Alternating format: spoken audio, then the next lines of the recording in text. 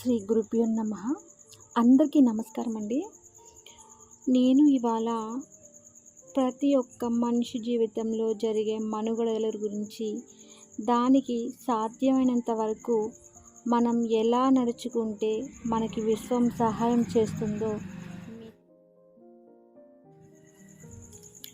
మీకు ఆర్థిక కష్టాలు ఉన్నట్లయితే, మీకు కనీస అవసరాలకు కూడా డబ్బు లేదంటే దాని అర్థం మీ దగ్గర డబ్బు సమృద్ధిగా ఉందని, కొంచెం దాచుకోవటానికి కూడా ఉందని. కాకపోతే మీరు మీ సబ్కాన్షియస్ మైండ్కి మీరు ఆ విషయం తెలియజేయకపోతున్నారు. వారానికి కొన్ని గంటలు మాత్రమే పనిచేసే కొంతమందిని మనం చూస్తూ ఉంటాం. వాళ్ళు లక్షల్లో సంపాదిస్తున్నారు అని మనకు వాళ్ళు ఏమీ చెమటోర్చి సంపాదించటం లేదు, రెక్కలు ముక్కలు చేసుకోవటం లేదు. అవస్థ పడకుండా జీవించే పద్ధతి ఉత్తమమైన పద్ధతి. మీకు ఇష్టమైన పని చేయండి. అది కలిగించే ఆనందం కోసం, ఎగ్జైట్మెంట్ కోసం పనిచేయండి. సంపద అనేది మన మనసుకి సంబంధించినది. ఐశ్వర్యం అనేది కేవలం ఒక వ్యక్తి యొక్క సబ్కాన్షియస్ మైండ్ యొక్క నమ్మకం. ఇక్కడ నేను లక్షాధికారిని అని అనుకున్నంత మాత్రాన మీరు లక్షాధికారి కాలేరు. మీ మనసులో సంపద, ఐశ్వర్యం, సమృద్ధి అనే భావనకు నింపడం ద్వారా ఐశ్వర్యం యొక్క కాన్షియస్ని మీరు మైండ్లో నింపగలుగుతారు.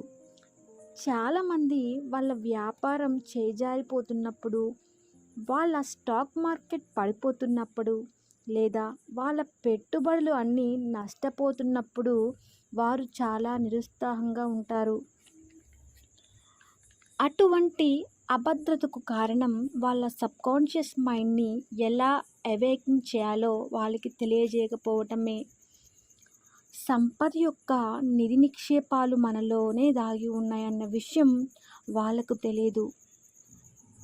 తాను ఒక బీదవాడు అని భావించే వ్యక్తి ఎప్పుడు కూడాను దరిద్రంలోనే ఉంటాడు.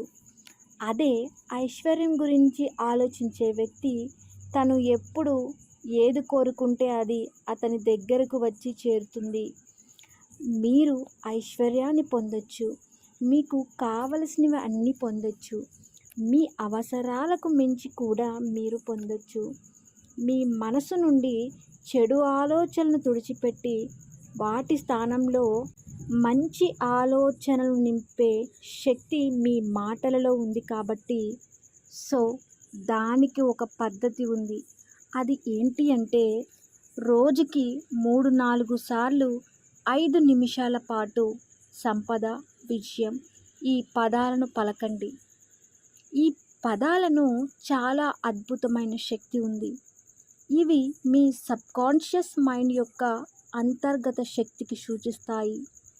మీరు యూజ్ చేసే ఈ పదాలు ఉన్నటువంటి గుణం, మీ ఎర్లీ మార్నింగ్ నిద్ర లేచిన వెంటనే మీరు చేయవలసింది ఒకటే. యూనివర్స్కి మీరు చిన్న ప్రేయర్ అయితే చేయాలి.